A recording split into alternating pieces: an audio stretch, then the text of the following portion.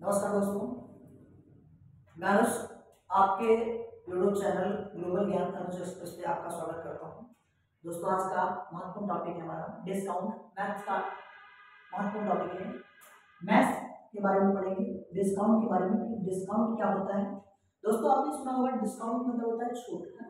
जैसे आप कभी भी कहीं कोई मार्केट जाते हैं, कोई सामान लेते हैं तो उसमें एक छपा होता है आपका अंकित मूल्य, है ना। पहले समझते हैं क्या क्या चीजें होती है। तो पहला एक होता है अंकित मूल्य। अंकित मूल्य मतलब जो उस पे एमआरपी लिखा होता है, जिसको हम कह सकते हैं हमारा छपा मूल्य है। क्या है? छपा हुआ मूल्य। तो छपा हुआ जो मूल्य बनेगा वो क्या कहलाएगा? हमारा अंकित मूल्य। एक होता है इसमें क्रय मूल्य। क्रय मूल्य क्या होता है? क्रय मूल्य वो होता है जिस पर हम कोई वस्तु खरीदते हैं, ठीक है। तो जिस मूल्य पर कोई वस्तु खरीदी जाती है, कोई वस्तु क्या की जाती है? खरीदी जाती है, जिस मूल्य होता है क्रय मूल्य हमारा। और एक होता है हमारा विक्रय मूल्य। क्या होता है? विक्रय मूल्य। और विक्रय मूल्य क्या होता है? तो जिस मूल्य पर कोई वस्तु बेची जाए, दोस्तों क्या होता है? हमारा विक्रय मूल्य होता है। जिस मूल्य पर कोई वस्तु बेची जाए, ये हमारा क्या होता है? विक्रय मूल्य। तो अब हम समझ में आया होगा। पहले समझते हैं, ये होता है अंकित मूल्य। अंकित मूल्य जो मूल्य छपा होता है।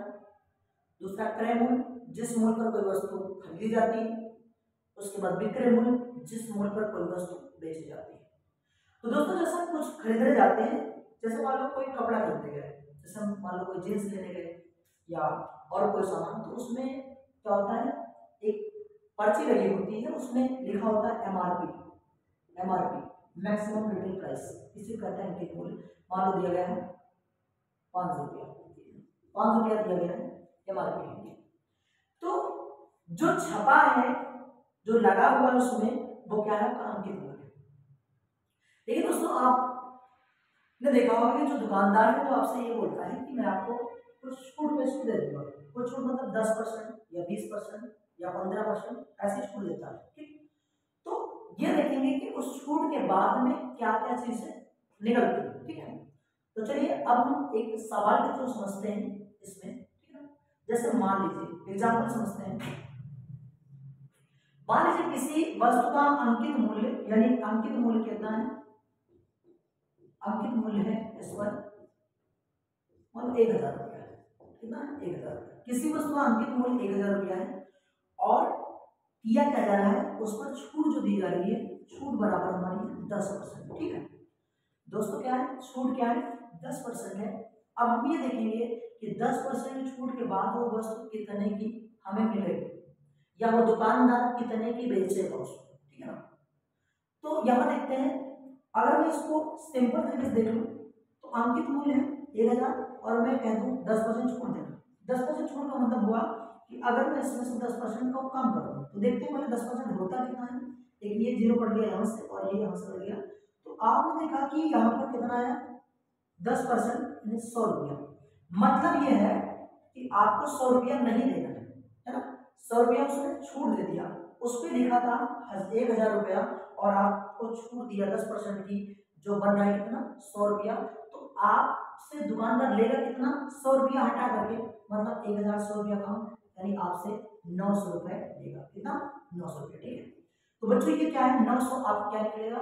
ये आपका निकल आएगा, यानी दुकानदार के लिए निकलेगा विक्रय मूल्य। क्या निकलेगा? विक्रय मूल्य, ठीक है। तो यानी 1000 की वस्तु और कितने की बनी जाकर के? 900 की बनी, ठीक।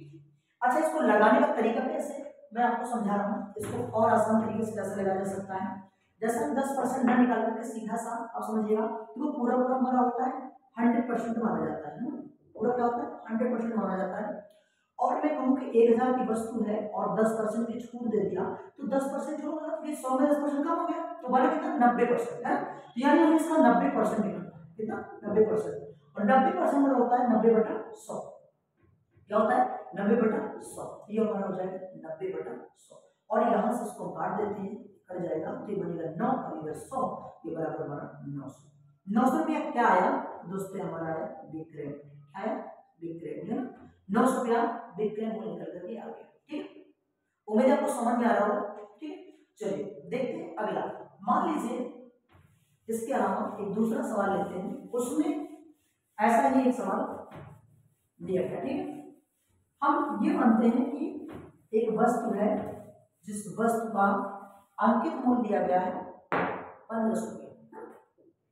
एक वस्तु है जिसका अंकित मूल्य कितना है, अंकित मूल्य 1500 रुपये। ठीक है, और मैं कहूँ दुकानदार क्या करता है, उस पर ये 10% की छूट देता है, 10% की छूट देता है।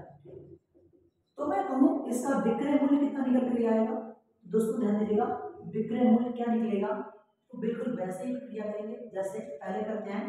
पहले लेंगे 1500 और 1500 में कितना 10% छूट, यानी कितना बनेगी 90%, 90/100 और यहाँ से कट जाएगा, यहाँ से कट जाएगा और इसको गुणा कर लेंगे 15 में, यह कितना बनेगा 135 बनेगा और ये 0 मतलब कितनी बनेगी 1350 रुपए इसका विक्रय मूल्य होगा। यानी अगर हम इसे खरीदने गए हैं तो इस पर हमें केवल 1350 रुपए ही देना पड़ेगा। ठीक है, उम्मीद है आप लोगों को समझ में आ रहा होगा। ठीक, चलिए अब देखते हैं सवाल और भी इसके अलावा और भी बनता है। छूट एक नहीं, छूट कई देते हैं। एक छूट दिया, उसके बाद एक छूट और दे दिया, फिर और दे दिया, है ना, इस तरह से कई छूटें दे दिया। तब उसके अकॉर्डिंग क्या करेंगे, तो दोस्तों समझते हैं। जैसे पहला सवाल, मान लीजिए किसी वस्तु का अंकित मूल्य हमारा 2000 रुपये है। क्या है, अंकित मूल्य कितना है 2000, और अंकित मूल्य हमारा 2000 है और इस पर दुकानदार क्या कहता है, इस पर 2 छूटें देता है। कैसा, 2 छूटें, क्या है 20% की 2 छूटें देता है, 20% की 2 क्रमिक छूटें देता है। 20% की 2 क्रमिक छूट देता है। तो बच्चों 20% 2 क्रमिक छूट देने का मतलब हुआ कि 2 बार 20% छूट देना। तो इसको कैसे करेंगे, अब यहाँ पूछ रहा है विक्रय मूल्य क्या बनेगा। दोस्तों ध्यान देना, विक्रय मूल्य कैसे निकलेगा वो समझते हैं। ठीक, तो उसके क्या करना पड़ेगा, सीधा सा 2000 लेंगे और 2000 का पहले क्या करेंगे 20%, 2 बार 20%, तो कितना बनेगा 80/100 गुणा 80/100 ये बन जाएगा। और इसको काट देते हैं तो 2 0 ये कट जाएगा और काट देंगे 1 0 से 1 0 कट जाएगा, 1 0 से 1 0 कट जाएगा। तो आप देख रहे हैं दोस्तों कितना बचा, इधर 20 बचा, इधर 8, इधर 8, तो हम गुणा कर लेते हैं 20 गुणा 8 है ना, फिर बनेगा 8 64 और 64 गुणा कर देंगे तो 64 गुणा कितना हो जाएगा, देखिए 64 गुणे 20 कर देंगे, फिर 0 हो जाएगा, 2 चौको 8 और 2 चौको 12, यानी 1280 रुपये बनेगा। तो आपका विक्रय मूल्य निकल करके क्या आ गया, ये आपका आएगा 1280 रुपये आएगा। ठीक, तो दोस्तों इस तरह से इस तरीके से हम किसी भी वस्तु के अंकित मूल्य से विक्रय मूल्य निकालेंगे और ये हमारे विक्रय मूल्य निकल के आ जाएंगे। ठीक, तो ये हमारी पहली डिस्काउंट की पहली क्लास है और ये एकदम बेसिक सा है। अगली वीडियो में हम आपको और भी बेहतर तरीके से इसको समझाएंगे। ठीक है, उम्मीद है आप लोगों को समझ आया होगा। और दोस्तों अगर आपको समझ आ रहा हो तो थोड़ा सा आप लोगों का सपोर्ट चाहिए, इस चैनल को सब्सक्राइब कीजिए और इसे शेयर करिए, जिससे कि जो भी मैं वीडियो डालूं आप लोगों तक बराबर पहुंचती रहे, जिससे आप लोगों का लाभ होता रहे और आप अपनी तैयारी को बेहतर तरीके से कर सकें। बहुत बहुत धन्यवाद दोस्तों।